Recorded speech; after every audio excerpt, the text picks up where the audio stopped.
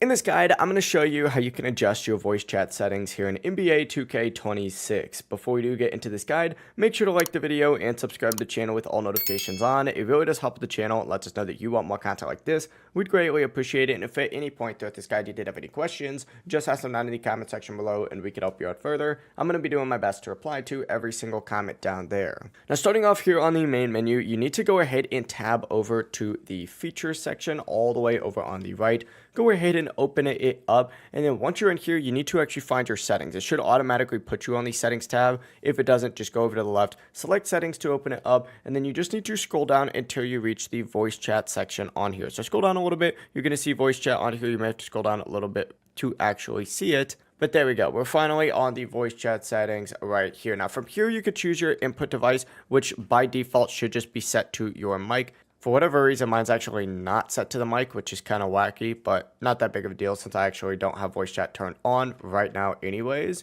But from here, you can also go ahead and adjust your voice chat mic volume, your voice chat mic sensitivity, and of course your output device as well. I'd recommend putting this to your headset or speakers and adjusting your voice chat volume from here. There's also a mic test option right here, just to make sure everything's working okay. If I go ahead and actually set this to my actual microphone, you can see that it'll start going up when I start doing the voice chat, just like so. And then of course you can adjust the voice chat mic volume from here to make sure that everything is okay. But yeah, it really is as simple as that. If you guys did have any questions, just ask them down in the comment section below and we can help you out further. I'm going to be doing my best to reply to every single comment down there. Before you do leave this guide though, make sure to like the video and subscribe to the channel with all notifications on. It really does help us out and lets us know that you want more content like this. We'd greatly appreciate it. Have a great rest of your day though. Peace.